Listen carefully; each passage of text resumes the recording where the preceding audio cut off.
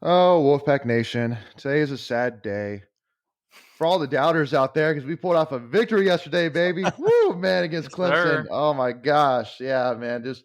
First of all, I mean, I think we're all here today, first of all, just to absolutely be thrilled with this victory. Obviously, I think that we'll talk a little bit more about today in terms of, kind of the thoughts about it. But I mean, just to sit here 3-1 after beating Clemson, which I mean, I think we all can say was, I mean, just a huge monkey on our back and on Dorn's back, because that is the only ACC team that Dorn has not had a victory on. It was a freaking gorilla, man. It was huge. It was ginormous.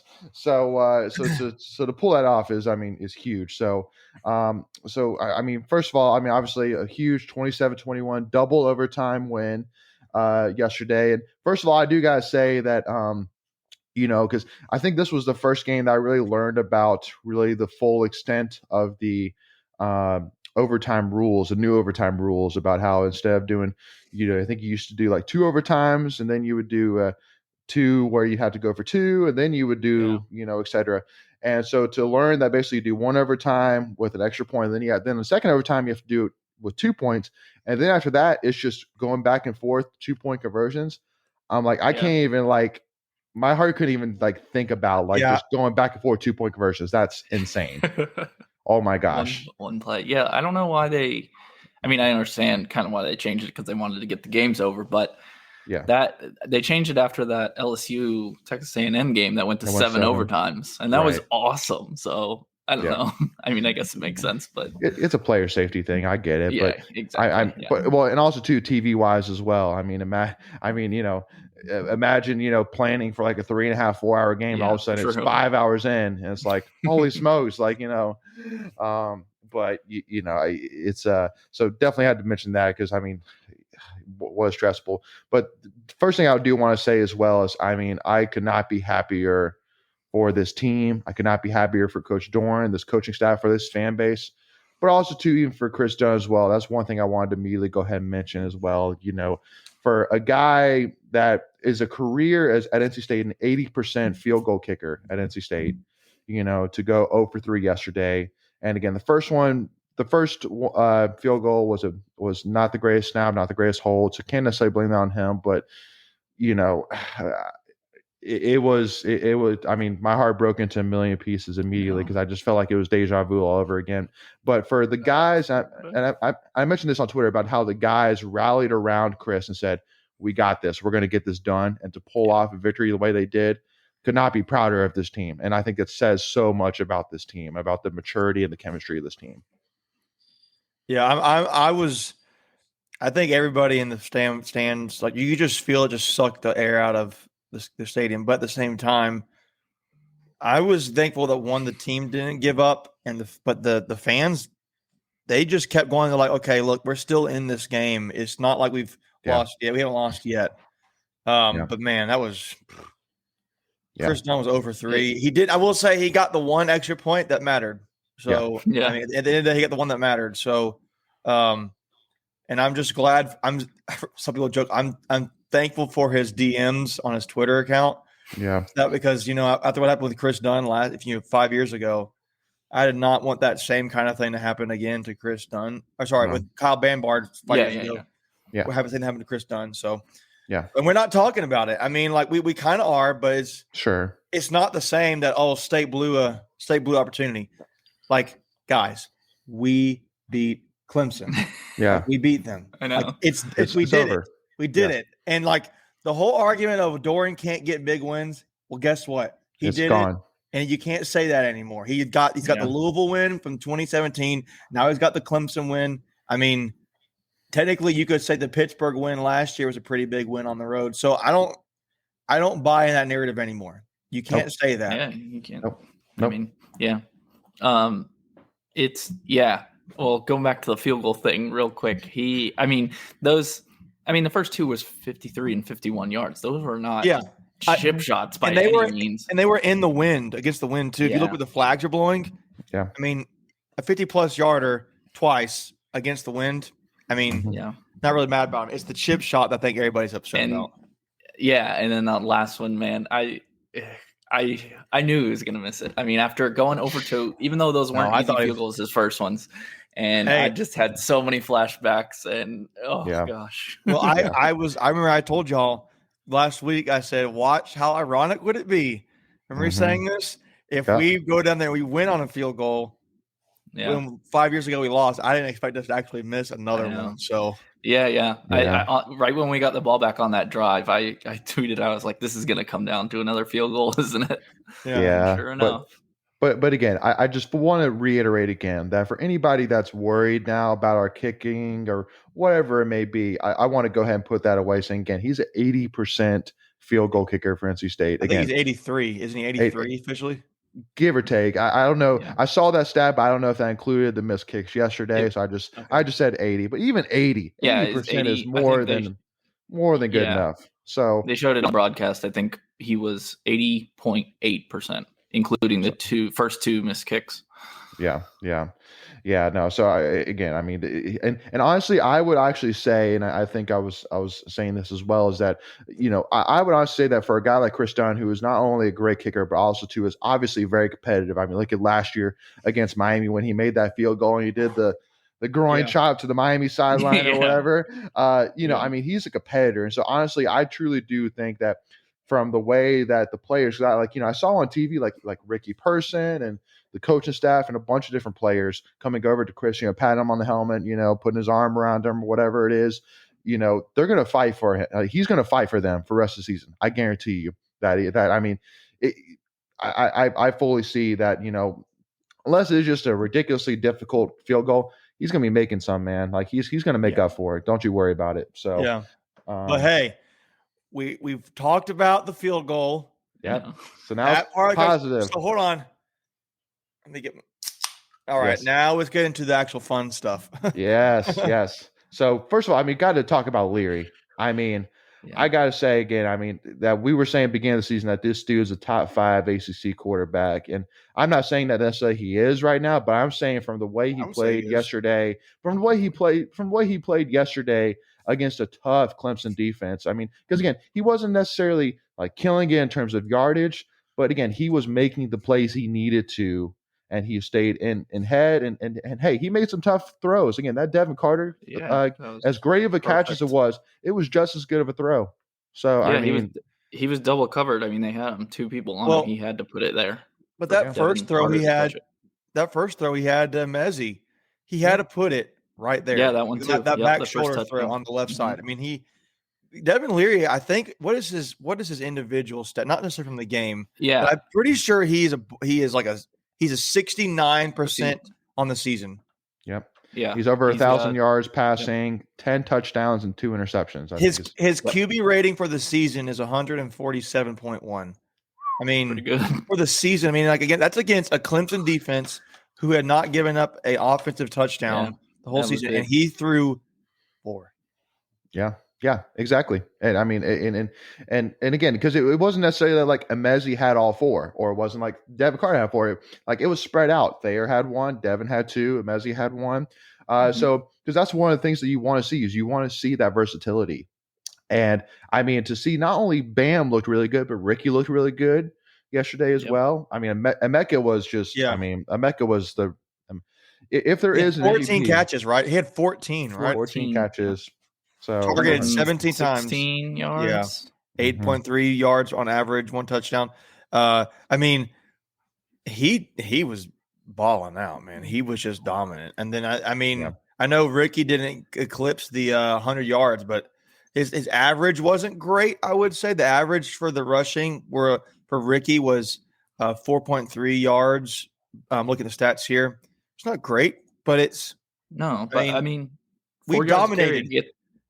4 yards a carry gets you a first down if you run it 3 times. Yeah, we I mean, I want to say this. I think my biggest concerns was, can our offensive line stop their defensive line? Can we? And we won. They did a great job. We won the line of scrimmage. I mean, you look at how the game played out. We did that. We controlled the tempo, and I mean, you look at that possession time. I don't know. I'm sure that probably everybody's seen that by this point. We had the ball for 42 minutes, and they had it for less than 18. Yeah. Wow. Yeah. So, and because one of the media things too that a lot of people point out is well Clemson, they had a lot of injuries, but I mean, hey, I mean, again, we were without Peyton Wilson, Cyrus Fagan, and I mean, and hey, we CJ Clark. Yeah, without CJ Clark as well. That was a big loss before the game as well. So, and I mean, again, even when they're one of their best defensive tackles, one of their best defensive players in Breesy, he played most of the game, and I would say for pretty much the entire game, that our offensive line had the defensive line on lock. I mean, they weren't getting through very easily. Yeah. So, and I'll add this too. All of those losses that we had, and we're on defense. Like those injuries are all on defense. And I'm telling you what, this defense is a truth, man. Like you talk about that. It's 4 games in, and I know we need to be giving Tony Gibson some credit because I get Clemson's not had a great offense so far this season, but if you look through the 4 games, and I get also Furman and South Florida are not really that great on offense, and neither really is Mississippi State. But I think I saw a tweet I sent out that we're like 3rd or something, or 2nd or something like that in 3rd down stop percentage, I think, in the country. I believe it. I mean, Clemson was 2 for 11 yesterday on 3rd down. I don't see if I can find that. But yeah, that was terrible. It's just nuts to me. I mean, I saw somebody. So I knew it was going to happen. I saw Joe Ovius quote tweeted somebody who said, Clemson's not great this year. They had all these injuries. This win doesn't really mean nothing. It's like, okay, slow down. Clemson has all their backups are 4 and 5 stars. Like, sure, Breesy went out, but not until the 3rd quarter. Skalski was also out, but they still had. But we put them out. Is what I don't get at. We put them out. It's not like they just walked into the game and they're injured. Yeah. Right. I mean, they still had Balin Spector and Miles Murphy on the D line, and then Spector's linebacker. But those 2 are NFL caliber players too, and they were in the whole game. And so, and you had arguably the best defensive coordinator in the country running the defense. Highest paid for sure. So here's a stat. So it was Steve Williams from Inside Pack Sports. He had on his Twitter account. He said, long ways to go, but through 4 games, Wolfpack defense has been tremendous. 7th best nationally in total defense. Scoring, so 7th best in these 3 categories. Total defense, scoring, and first down defense. First down defense. 2nd best in 3rd down defense. Okay. Wow. I mean, and that's with they're the leading tackler in the ACC coming back. Peyton Wilson, he's out. Cyrus Fagan, who was a starter, and CJ Clark, doesn't sound like CJ Clark is a season-ending injury. It's just like a temporary thing. But either way, 3 starters on defense are out, and you still have got those stat lines. Yeah. And I think we were higher yesterday. I think giving up 21 points to Clemson knocked us down a little bit, but I think we were top 5 yesterday. They were saying Clemson was first, obviously, because they hadn't given up an offensive touchdown. I think we were 5th. Well, because again, can keep in mind too that again, this is for those who watch college game day, this is our team in Clemson that when they talked about this Clemson team and this Clemson game on college game day, all of them are saying that, this is going to be the breakout game for the Clemson offense. Like, this is the game where DJ Uiagalelei is going to have his breakout. And I mean, to say we held him at bay is, an understatement. I honestly, that was the most shocking thing to me, honestly, of the entire game was I just could not wrap my head around that. Literally, Clemson, and because we had some friends of ours that were with us at the game that are Clemson fans, and I literally turned to them and I asked them, "So, are there any injuries on the Clemson offense, up until the game?" No, there aren't. So that is literally your offense, like healthy.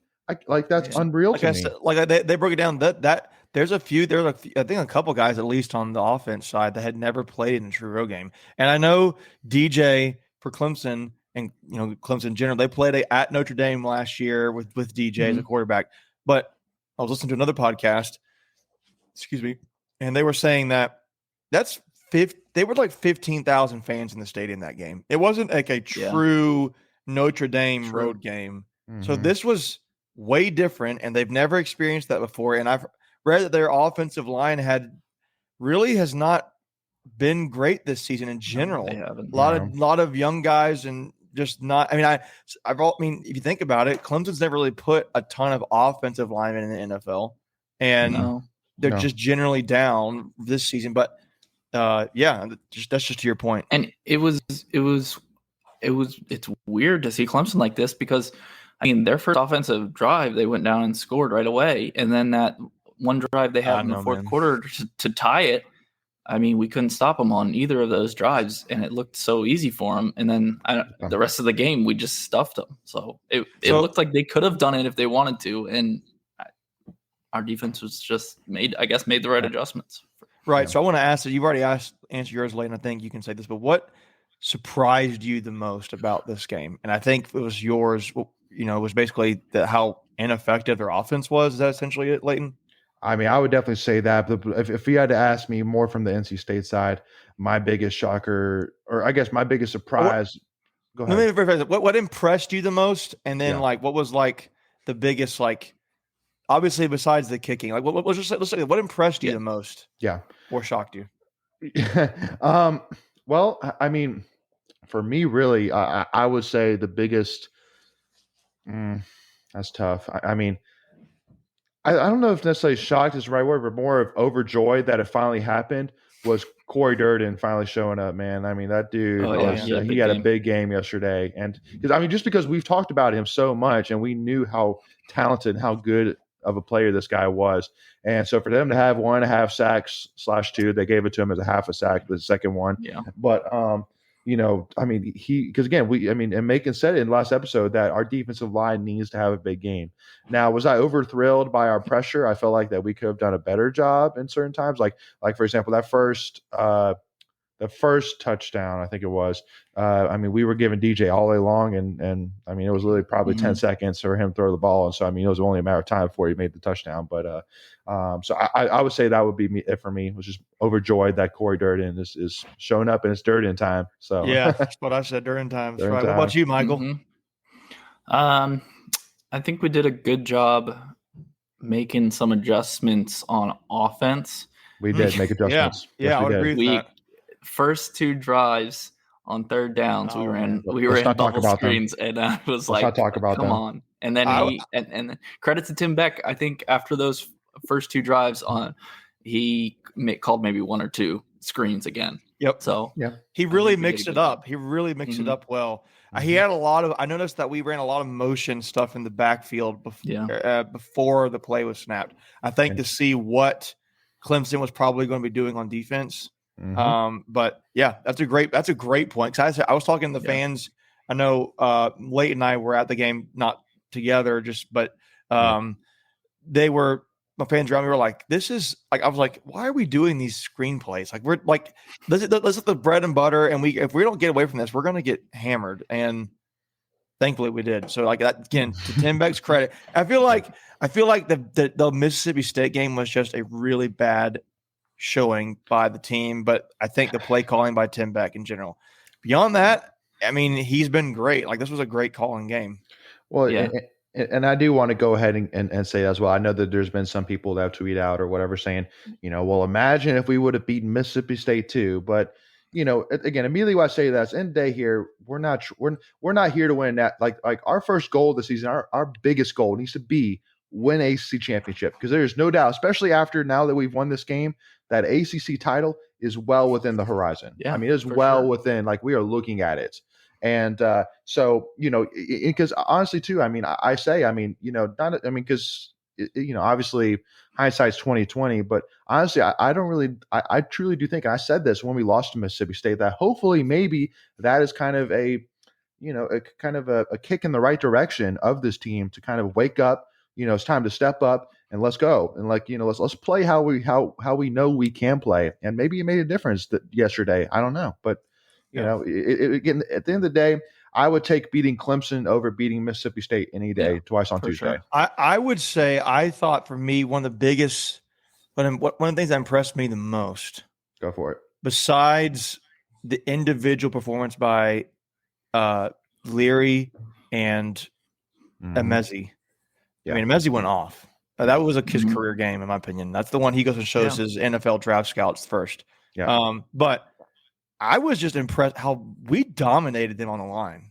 Both sides. Both sides. Yeah. And I was like, we're running this ball at will. I mean, we're not getting break off these huge runs or anything, but we're just getting the average 4 yards of carry. And it's just if we wanted to run, we could. And if we wanted to stop them, we could. I mean, on defense, I will say this too. We've talked about how, this team is not really on this 3-3-5 defense. They've not gotten a ton of pressure. And man, you just felt like they were all over DJ. Our defensive line, Durden, Joseph. I'm trying to remember some of the other guys. Savion was back there. Jackson, yeah. Isaiah Moore had a big game. I was very impressed with him. Well, I mean, he's a linebacker. I'm just talking about defensive line. But yeah, Isaiah Moore was nuts. Especially but either way, that just really impressed me. I was like, so you're telling me we can do it. It's just a matter of us doing it. Yeah. So that's what I can take away from that. So this whole thing about they just I mean, maybe their offensive line is bad, but I know their defensive line. So there should be no concerns to me running the ball moving forward unless we get hurt, basically, or something like that. Knock on wood. Yeah, knock on wood, wherever. There was knock on wood. You're gonna hear that. There was on another thing that I was impressed with was Donovan Knight. I mean, holding on to the ball this game. He did drop it once, but he did drop it once, but he recovered it. And then there was another play that I don't know if you guys at the game probably didn't notice, but it was just kind of a run up the middle.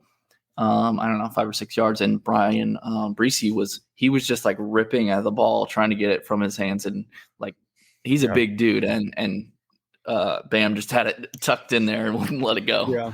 Mm-hmm. Yeah. Well, because one thing I wanted to mention as well is because I think one of the biggest things that I know that we had said was, if we can shut down Shipley and just force DJ to beat us, if you're going to beat us, DJ's going to have to beat us.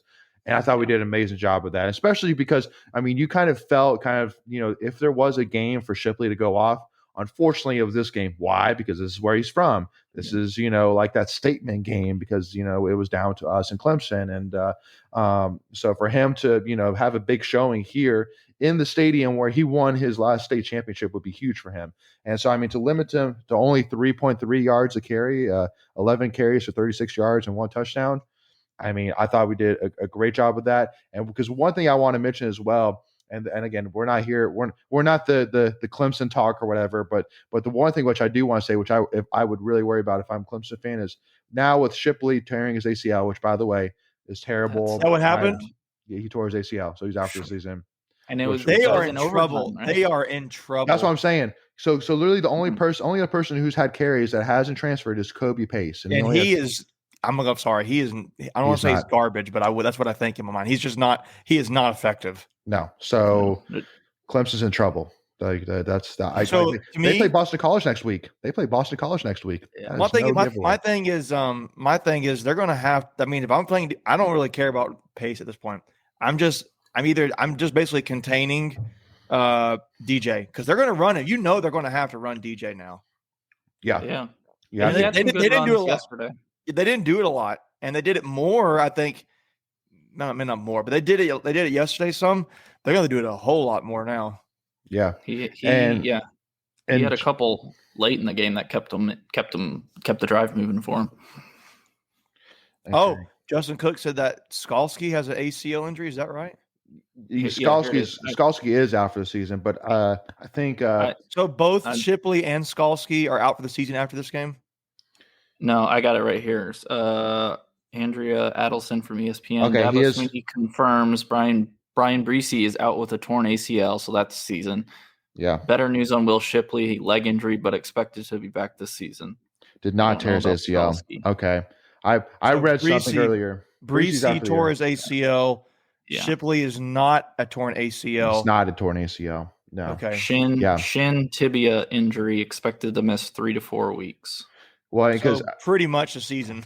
Yeah. Well, because because two things. One, I thought I read somewhere that he tore his ACL, but also two because my wife she's studying physical therapy, and also two of her friends who were watching the game as well. All three of them said at the same time, right when it happened, like there goes the ACL. There it goes. Yeah. And then they did the stability test on his knee, and it was like, it's ACL all day long. So I mean, for him to not tear his ACL, that was a blessing for Clemson for sure. But still. So anyway, to kind of jump in though, one of the things I did want to say is obviously it was great to see how, we were able in overtime to make the plays we needed to win it, but by no means were we clean. In fact, I honestly would say that, we did not play well overall in the game. So, there were so many opportunities where we could have easily been up on them but we honestly kept them in that game. Mostly penalties. Yeah, penalties. You look at penalties, 11 penalties for 105 yards. Now, granted, they had 13 penalties, and I would say their penalties hurt them the most. Like that fourth down, jumping off sides. They had a couple of those, yeah. Man, that was critical for them. And it was just I was just shocked, and I think we were texting back and forth. The guys here at Tuffy Talk were texting back and forth. If you look at those halftime stats, Clemson was 0 for 5 on third down conversions and had 8 rushing yards. Had the ball for 9 minutes, and they were still tied.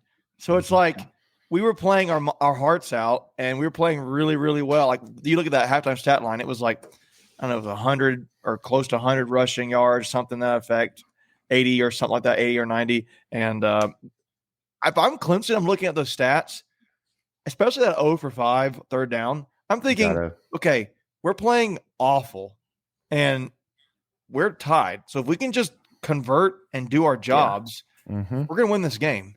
Yeah, we were giving it to them. And can we talk about too how much of a breath of fresh air it was? That honestly, I felt like that the refereeing was pretty much both ways. I mean, how many years in a row have we gone into the Clemson game knowing like Clemson's going to get the calls? I mean, look at the 2016 game that we lost, which you could talk about now because now we have broken that curse. But I mean that game, I could easily point out 3 different plays that were just egregious missed calls, and there were 2.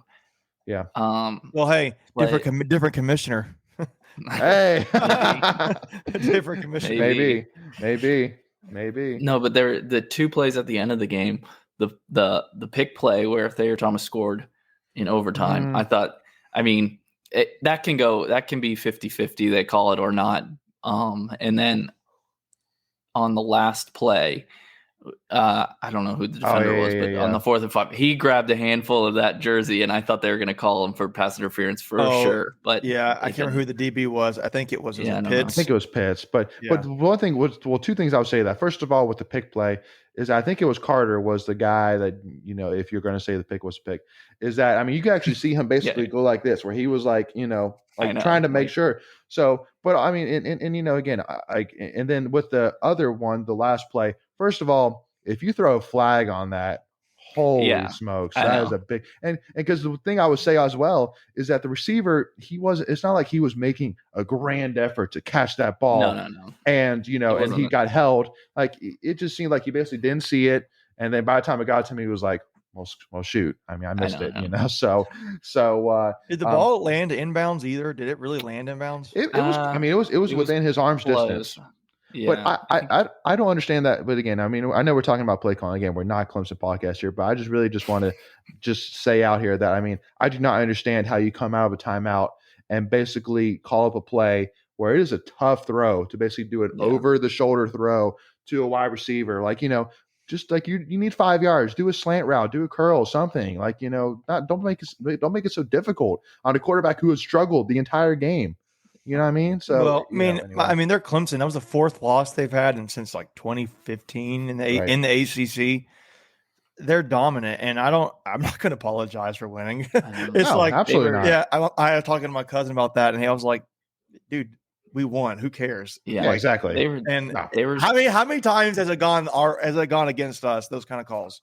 All day. That's what I'm saying. It's a breath of fresh air to actually see Dabo over there getting all pissed off. It's like, really, Dabo? And can we talk about how awesome it is to see how happy Dave Doran was? Oh, that was. Yeah, I mean, that was like. I know. It was cool I cherish that because I love him as a coach. I could think there's an argument to be made moving forward now, especially now that he's got this win against Clemson, that he could be somehow, if he keeps moving forward with the program, the greatest football coach we've had. And I mean, he's got to win. I mean, if he wins a championship someday, then of course. Obviously, but he's like second all time in wins, and he's got to stay the course. He's not there yet, but the foundation he's built and how hard he's worked a decade, that he's never had that win, and he got it. And they let this, and I was just so happy he had the ACC network. He had the cigar and the solo cup. I mean, I didn't see any video clips. I'm wondering if they have any video clips of him being, like tearful, but I'm sure. Well, like seeing like his embrace with his wife after the game and seeing how happy he was, and seeing him like, had his arm around Devin. And then once Devin went away, he was jumping up and down with the students in the middle of the circle. And I mean, a guy that, I mean, has been challenged, for years. He'll never forget that. We'll never forget that. No, I know. But all of us. Yeah. Doran. I mean, I'll say it right here in front of everybody. I mean, dude, I cracked a few tears for that game, dude. Like that was just such a big moment for me as a State fan. I know for a lot of people as a State fan. I mean, I look around, there was a lot of people because again, I mean, us State fans, like that is what those moments are. What we stick around as State fans for those moments of just ultimate gratitude. You give us those. You have us for forever, for life, basically. Yeah, life. And you go ahead, Michael. I was just gonna say, I mean, it's one game, but it definitely felt almost program changing because we've been playing Clemson so close in the last, not the last couple of years, but 4 or 5 years ago, we had back-to-back games where we lost by 1 touchdown. I just think it felt like that kind of Doran getting over the hump. And I don't know, we got to go out and beat Louisiana Tech next week, but absolutely. It felt different. Yeah. You cannot blow this now. I mean, I'm not saying, hey, you can't lose another game. I'm not saying that. I'm just saying, like, you've got an opportunity. I'm going to tell you guys what. Wake Forest is no joke. They look good. And they're not like, giant slayers, but they are just so fundamentally sound. They're solid. Yeah. And they will not screw up, basically, like that. So you can't go in there and count on them screwing up. You need to go and you got to beat Boston College. Is the quarterback's last name Grosel? So the guy's last name? I don't even know his name. I just know. I think it's Grosel. Sounds right. G. With the G. Yeah. He didn't look bad. No, he didn't look bad. They beat an SEC team with the backup QB. Yeah, I know. I'm telling you what. And I'll tell you what. Side note: did you guys see the size of that Boston College running back? That dude is humongous. No. Is he big? He is huge. He makes me think of that running back they had like about 10 years ago that went to the NFL, but it set like the Boston College rushing record, and I can't remember his name, but he's not playing now for AJ Dillon. No. But okay, so he's about that big. Put it that way. He's about that big. He's a big guy too. Yeah. And It wasn't AJ Dillon's the guy before that, but AJ Dillon's a great example. I don't remember. We cannot. I mean, Boston College is our next ACC game. Yep. Yeah. On the road, and it's gonna be tough.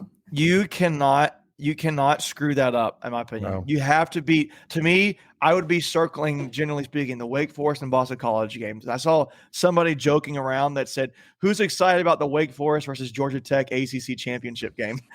I mean, maybe. Who knows? But and as a side note, how sweet was that to see Carolina lose? I knew at some point we had to bring up the topic of UNC. But Howell for Heisman, guys. Howell for Heisman, and don't you dare say anything different, okay? Where's the t-shirts? We need some t-shirts. Howell for Heisman that we can hand out. That's all red, And I mean, even too, I even have to point out too about the UNC Barstool, how they tweeted out the video of Christian missing the kick. And then we went on to win, and they went on to lose, killed, and they didn't delete it. Which bravo! Hanging in the Louvre. However you say that word. I know it's a museum or something like that, but it's where the Mona Lisa hangs in Paris. Yeah. So, but yeah, I mean, because honestly, it's baffling to me about how. And I actually, my father-in-law, he's actually a Tar Heel fan. He was telling me that they were saying that Sam Howell's been playing so, and the team is so bad right now that he actually might come back next season. And like, I don't know about that, but it's just their defense is just, I mean, to give up again for the Virginia game last week, give up 350 yards in the first half, and then this game give up 45 points to a very young Georgia Tech team.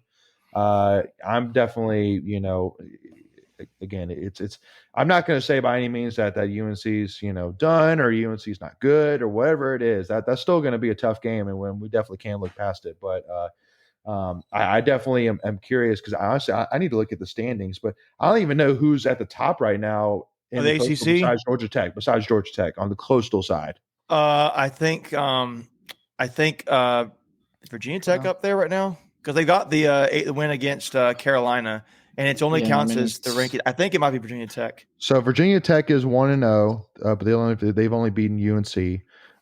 Georgia Tech's 1-1 in the conference, and then UNC's 1-2, and then the only other team in the Coastal has played the ACC is Virginia, who's 0-2. So technically, right now Virginia Tech is at the top. Virginia Tech only played one game in Virginia Tech. So, but again, hey, right now Wake Forest in at the top, but hey, and also too, look at it this way. Hey, we're the highest ranked ACC team right now, number 23. Yeah, that was crazy. So, I mean, I don't know how Clemson stayed in the top 25. I mean, well, I guess I do, but I mean, it's just, hey, 23, Wake Forest 24, and then Clemson 25. So hey, take it. But yeah, just like hey, Louisville's technically ranked ahead of us. I think. Where are they? They are, unless in the coaches poll. Well, no, I'm talking about rank. I'm not about national rank. I'm talking about. I'm still looking at the. It's Wake Forest, Louisville, and NC State. So I don't know if there's a tie there for second, but yeah. So yeah. Well, yeah, no, and I mean Louisville again because everybody was saying like, man, Malik looked really good against Florida State. Malik Cunningham looked really good, but again, I mean, Florida State stinks. But also too, it has been said, and Malik has shown us so far that Malik is very inconsistent. He looked good yesterday, but I mean, he still hasn't shown anything yet that he's any more or less consistent than he has been over this last year and a half. So hold on, I need to bring in so in game here 14 Alpha said OMG, look up the USA article about Carolina. They were absolutely insulting them left and right. OMG, they were brutal. I was so happy. They basically called him the biggest frauds in football is what they essentially said. And the guy really did not let loose. I'm gonna look at the title. He said they're the Milli Vanilli of football is what somebody said. Holy smokes.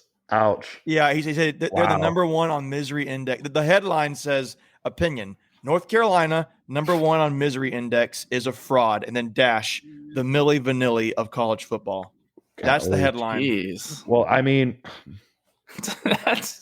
They're not wrong. What does he have against you? It was Dan Wolken of USA Today. So state fans are tuning in. Are we still going to worry about UNC's recruiting classes? Like, come on. Guys, look, it's the same story year after year. If there's ever a glimmer of hope for Carolina, the hype train kicks into effect. And again, I said this, and I said all my friends who are Carolina my fans, and I'm sticking to it. How do you go 8-4 and last season lose the bowl game, and then come into this season, you lose 4,000 plus yards of offense with your 2 starting receivers, and more importantly, your 2 starting running backs, and somehow you're ranked higher? Yeah. How does that happen? And in the college football playoff talks, there was a couple of different that happened. Like I could kind of get the potentially like the warranted conversation for Heisman a little bit, because for sure he would have to throw his mind out and play unbelievable, and the opportunities I could see would have been there for him.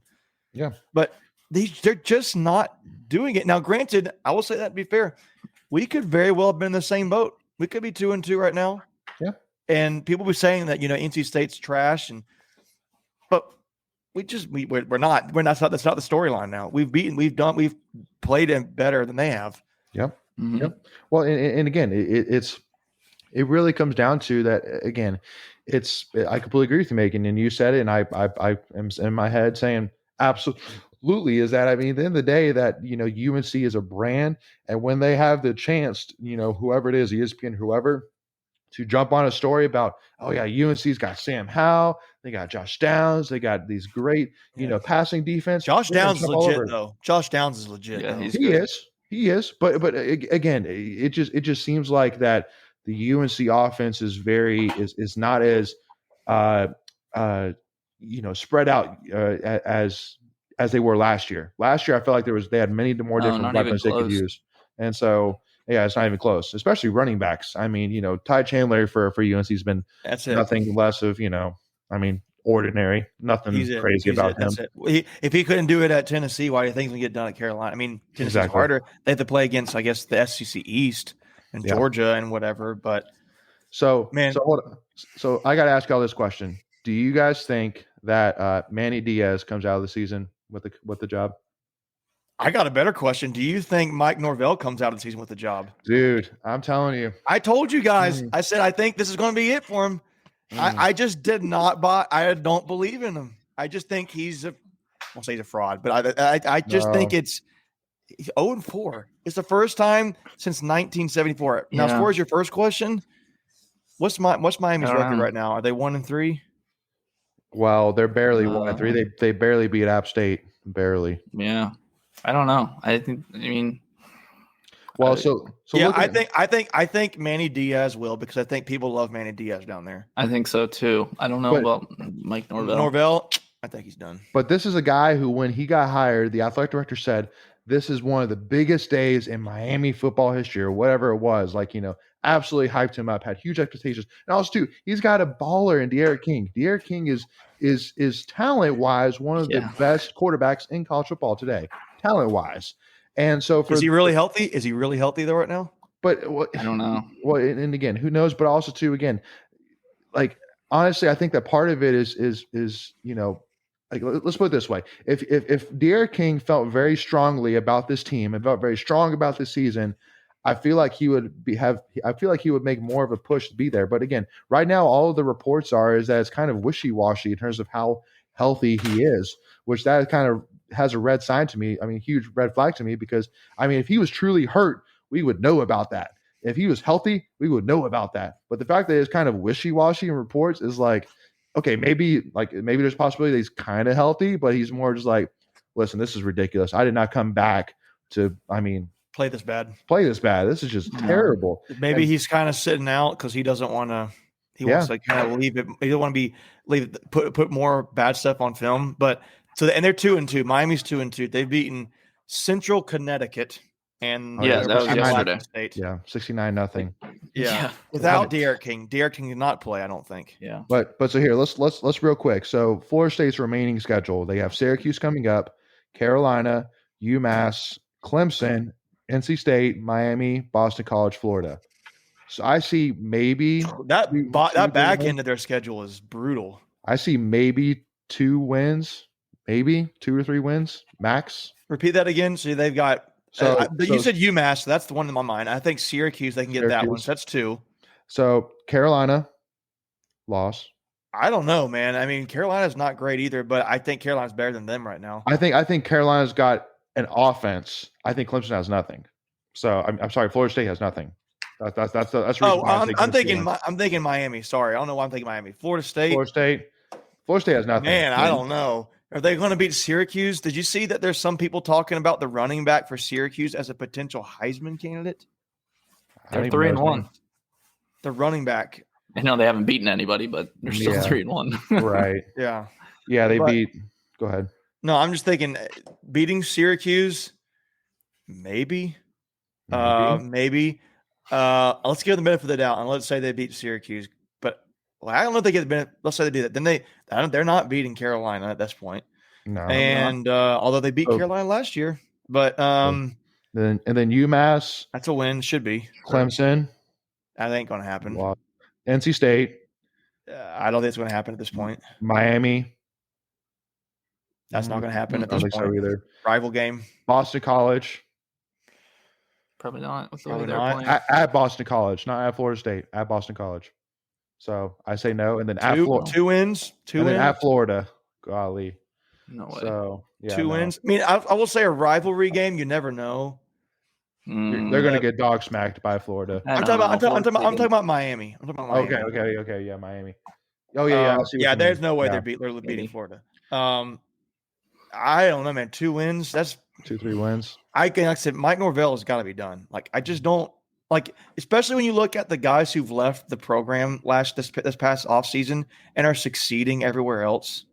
Well, the only reason why he might keep his job because right now they have the 6th best recruiting class in the country, and so it happen. It don't matter. They're going to let that. They're not. It's not going to happen unless he's got some major contract that they're going to. But Florida State's got so much money. They're going to. Yeah, they can buy him out if they wanted to.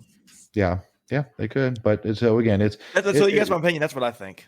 Yeah. So really, right now, though, I mean, because everybody's saying, okay, obviously they're happy. I mean, for State fans, they're happy that we were able to pull off an upset. But now, I mean, there's absolutely no way in heck that there's going to be an ACC team in the college football playoffs. And so everybody's kind of a little bit mad at us or whatever that we knocked Clemson out of the college football playoffs talk. But let's be real. If we didn't knock them out, somebody was. They were going to lose to somebody. Yeah. Let me say this. I want to point out some of these comments. And guys, if you got any more thoughts about the Clemson game, please continue to message them. Yes. I see Ted's comment about the story, just as a sidebar story he had, where I think it was his 3rd grade teacher somehow took his teachers was related to Roman Gabriel. And we played catch with them. That's a really cool story.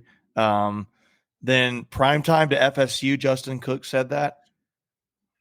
Does he leave Jackson State? I've always felt like alumni hires are terrible ideas because they don't really ever look at Frost at Nebraska, look at Sidney Lowe at NC State, look at a bunch of other people. They're just not really great.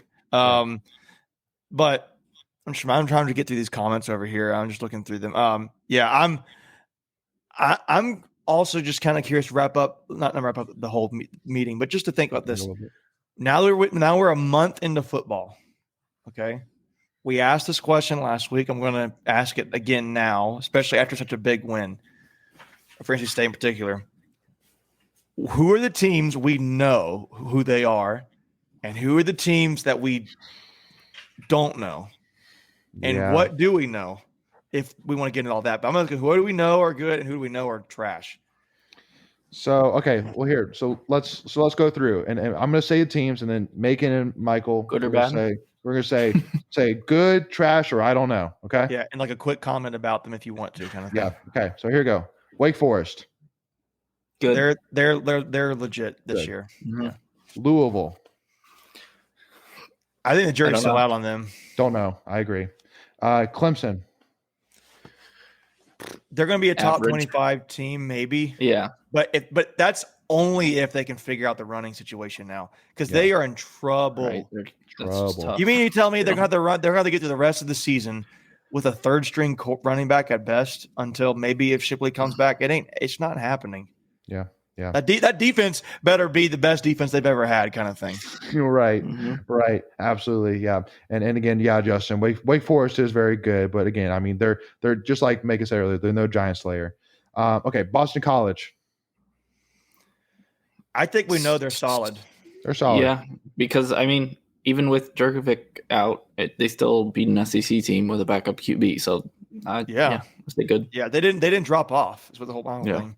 No, I mean, I think we'll see for the rest of the season kind of where they really drop to. So for me, it's kind of they're good, but we'll see kind of where they truly stand a little bit. And I will say this: they haven't really played besides Missouri, who again coached by Eli Drinkwitz. That's their best win. They've beaten Temple and they've beaten, I don't know, Holy Cross and somebody else. Like they haven't played really anybody either. So I do think they're legit. As far as I think they're a solid team. Yeah, I think they're a top 4 team in the Atlantic at least. In the Atlantic Division or in the ACC? It might be the top. I said Atlantic. I would put it this way. I think they're top 3 in the. Because I mean, are you going to really say they're? If you're going to say, I think it's top 4 in Atlantic because they're going to have to fight for a spot between us, Wake Forest, and Clemson. Yeah, I would say top 4. I see what you're saying. I see what you're saying. But yeah, and by the way, too, what a dumb comment by Eli Drinkwitz. I got to mention that before the game. Yeah, bulletin board material. All right, Syracuse. Jury's still out. No, well, I mean, I think we can kind of know. I don't think they're going to be a great team. They're going to probably get like. Do they have? How many wins do they have now? Do we know? They're 3-1. 3-1. But I didn't realize that. The only actual good team they played too. I don't even remember who it was. They lost. I got to look up who their schedule's been. Hold on. That was their loss. The only legit team. They have played. They're the ones who played Holy Cross, I believe. They did beat Liberty. No. Sorry. They played Ohio. They've played Rutgers, and they lost to Rutgers. Mm-hmm. They've beaten Ohio. They've beaten Albany, and their best win today is against Liberty. Liberty's not bad. It's a solid win. Yeah, I think they're like going to end up being like 5th or 6th in the Atlantic. I think they'll finish with probably like 5 wins, 6 wins, maybe compete to finally, to try to get to bowl eligibility. Yeah. And I think that's it. So, yep, I agree with that. Florida State. Trash. Virginia Tech. Oh, now we're going to the Coastal. That I can tell you that jury's still out of there. I mean, I have no idea who they are. I agree. I don't know what they like. I don't even know what they want to do. I think they want to run the ball. I mean, want to throw the ball. They have Trey Turner as a receiver, and they've got one of the best punt returners in the country.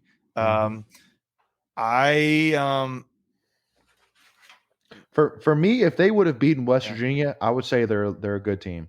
Yeah, but their loss to West Virginia. But at the same time, West Virginia almost beat Oklahoma on the road, so it's not like it's a bad loss. Well, but it's I mean, it's a rivalry game too. Virginia Tech and West Virginia. If you guys don't know, they hate each other. Right? Yeah. Hate from the Big East. Yeah. Well, again, I'm not saying that. I'm not saying that I think they're a bad team. I'm just saying that if they would, because basically the question that we're asking here is, are they bad on the line or good? And if they would have beaten West Virginia, I would say good. But right now I'm saying on the line because I'm not sure yet. Just like you were saying. So, I agree. So we'll figure it out. Georgia Tech. I don't know. I mean, I don't know either. I still don't know. I think that jury's still out on them. The Coastal is such a hogwash. I mean, it's because this is still a team that lost to Northern Illinois. They lost to Northern Illinois. They've beaten Kennesaw State, lost in Carolina, and right now Carolina doesn't look so great. But almost beat Clemson last week. Yeah, I would say. Let me put it this way: Georgia Tech's going to have their best year under Jeff Collins. I think. I agree. But that's not saying much because they've been terrible. Yeah, true. So I'm thinking kind of like they're going to be there. They are the Syracuse of the Coastal right now. I think they're going to be like a 5-6 win competing to get bowl eligibility. Now they could come out and shock everybody in my mind and be like 7-8 wins, but I don't think it's going to happen. Yeah, that's a bold statement. But again, like the Coastal is so wide open right now. It's Miami is nothing. Open. Miami's nothing. I mean, to me, the biggest threat is Carolina, who they've already beaten. Pitt, and Virginia Tech. Okay. If they can beat Pitt and Virginia Tech, they may very well just win the Coastal. Now they got to beat them, but could a 4-4 Coastal team win the Coastal? Yes. At 4-4? Yeah. Yes. I mean, yeah. I guess. I guess what more of all the tiebreakers. Yeah. I mean, yeah. That would be wild. So, well, again, let's keep going down this Coastal line, and then we'll kind of prove the point the more we go down this line. All right, now Carolina. Jury's still out on them. I will say we know they're not what everybody said they were. No. We know that. Yeah. Basically, if they're going to win against a good team, they're going to basically have to outshoot them just like they did against West Virginia. They're going to have to score 50, 60 points in order to win the game. Now, I will say this. I do think by the end of the season, they'll be a top 25 team. I do think that'll happen. Wow. I don't think it'll be like top 15. I think it'll be like just inside the top 25 is what I think. Yeah. Because Sam Howell is so talented. Yeah, he's too good. He's too talented, and I think Phil Longo is a really good OC for them. And they got all that talent over there. They're not what they were. Everybody said they were going to be. So the next team, and I want to kind of mention a comment after I say their name, but Duke. So they've played Kansas, Northwestern, North Carolina A&T, and Charlotte. We know who they are. They've played nobody. Yes, absolutely nobody. We know who they are. And you know what? They don't have to because they know they are going to be at the bottom, and all they care about is just I don't know what they're going to care about. If they can get in a bowl game and play, but I mean, but like Shreveport, like they're 3-1 right now, which is like, oh my gosh. 3-1, but they've played absolutely nobody. All right, Pittsburgh. Man, I think they're a top 3 team in the Coastal. That loss to Western Michigan is so perplexing, and I think it'll be similar to looking at NC State. Mm-hmm. That our loss to Mississippi State is bad, but losing to Western Michigan after beating Tennessee on the road, that Pittsburgh Tennessee game, I think, was the best game week 2. Yeah, it was awesome. It was a great game. Kenny Pickett is a legit quarterback, and Jordan Addison is a legit receiver. He's good, but I think we know they're a solid team. I think that they're going to be a tough game wherever they play. Yeah, I agree. So jury's still out for me as well. All right, Miami. Jury's still out for me. I don't know. I think, but lean towards bad. I think we know. Well, because again, talent-wise, experience-wise, it's there. It's just not coming together. So that's the thing. They could turn around at any time. It's just that again, they did not lose a single offensive starter from last season to this season. But what confidence do they have? That's crazy. That's what I mean. Put it this way: maybe if they get the big win, whoever their big win is, say they go and they beat Carolina. Whoever their early game is in the season, they beat Virginia Tech or they beat Pitt. Yeah, I mean, could that just snap into their? I just think they have no confidence. I agree. Well, neither does Florida State. Florida State has no confidence. No. Well, that's what I'm saying. That's why I think it comes down a lot to Manny Diaz and Mike Norvell. So, just saying. But all right, then last team, Virginia.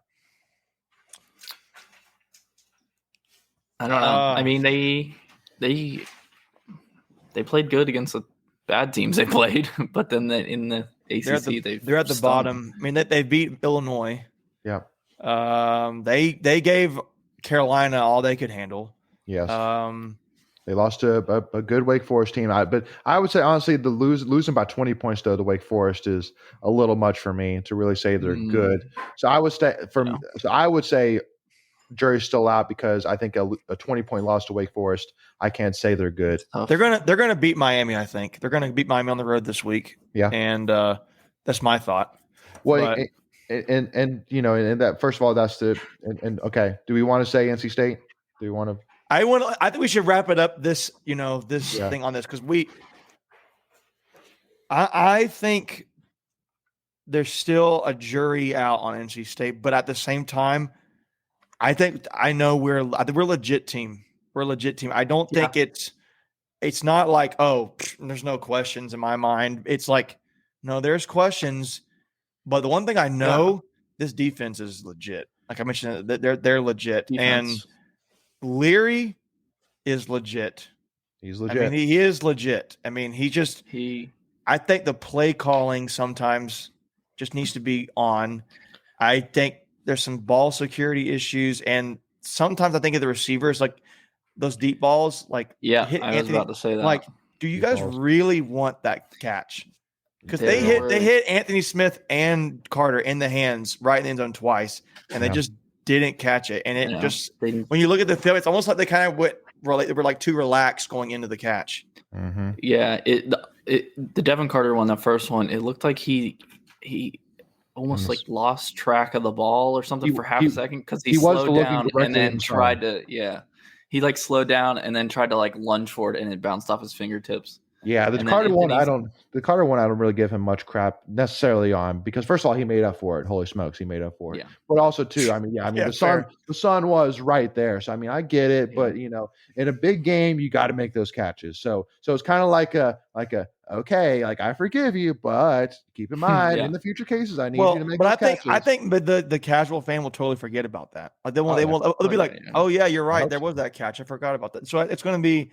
I think State is like kind of like where Pittsburgh is right now on the Coastal. Mm-hmm. I think it's a legit team that has had a head-scratching loss a little bit or early in the season, but it ain't as bad as Western Michigan. Well, that's what I'm thinking, because you lost at Mississippi State, who's one of the toughest home crowds to play in front of in the country. So it's like, I don't buy that though, because if you look, people who were there at the game, they said it wasn't like nuts there.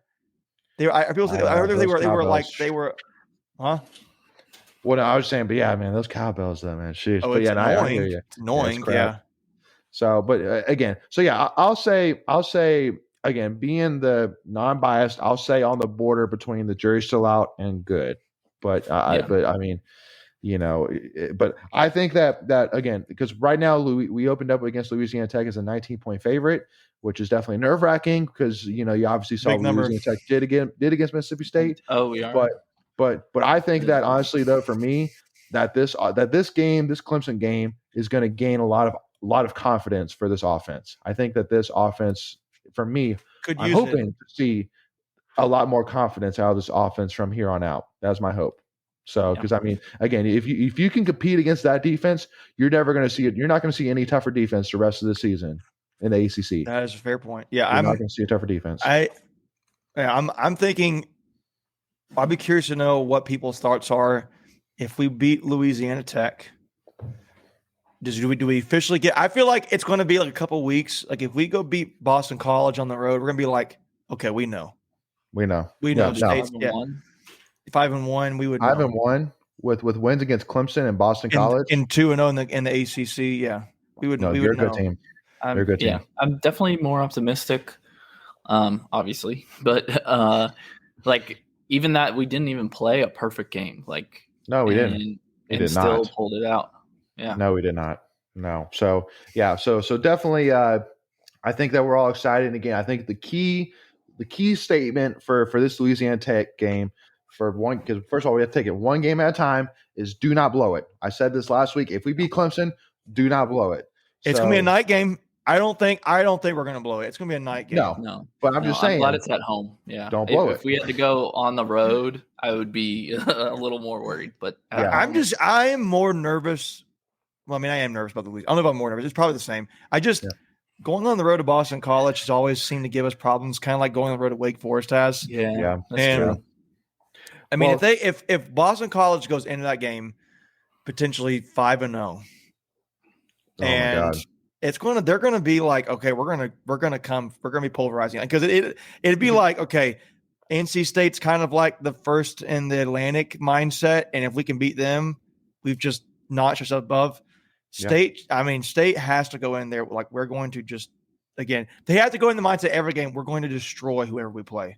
Yeah, they have to. And I like even Louisiana Tech this week, I'm going to play them just as hard as I played against Clemson. I know that's easier said than done, but yeah. We need to destroy them by 50. Exactly. So Boston College plays at Clemson next week, and then they have a bye, and then that's going to be a big game. Now, I will say this too. Remember that stat? The teams who've lost to Clemson almost always lose the next game. Mm-hmm. So keep that in mind. That'll be a very interesting game for state fans to watch, that Boston College Clemson game. What happens from there is going to really impact how we handle that. I mean, it's big. I think it's going to be huge. Well, because the one last thing I want to kind of mention here in terms of when I look at the Wake Forest and the Boston College game is if we can beat Boston College, the next game that we look at on our schedule is like the next big hump that we have to get over is the Wake Forest game. But I really would say that, I mean, if we go into that game with, only one loss, that, I mean, there's going to be more. I would guarantee there's probably going to be more state fans there than Wake Forest fans, I would say. I mean, it is going to be absolutely redded out. They're going to show up for that game. So that's the only thing I would say, which obviously, in game alpha, in game 14-50. No. Remember, state fans never say part one. We're playing BC. We're gonna crush them by 50. Is that bulletin board material for Boston College pulling up Tuffy Talk stuff and putting it in there? Yeah, watch out. Yeah. No. So well, thank you all so much again. And if you're listening in, please make sure to please hit that subscribe button for us. Is again, it really helps support us and the channel. And please make sure to follow us at Tuffy Talk Now on Twitter or Instagram. Like this video, and also just again check out all of our great NC State stuff. Got a lot of exciting plans coming up for some really fun episodes, and obviously have a lot of cool stuff already. And just like in game 14 Alpha said, go check it out. Things NC State fans never say. So those are always fun things to check out. Well, thank you all so much again. Make sure to tune in next weekend. We're doing this every single Sunday, 7:30, talking about the previous game, talking about the upcoming game. So these are a lot of fun. So thank you all so much again. As always, go Pack, y'all, and have a great evening. Guys, enjoy the win last night. Enjoy the win, y'all. Thank y'all.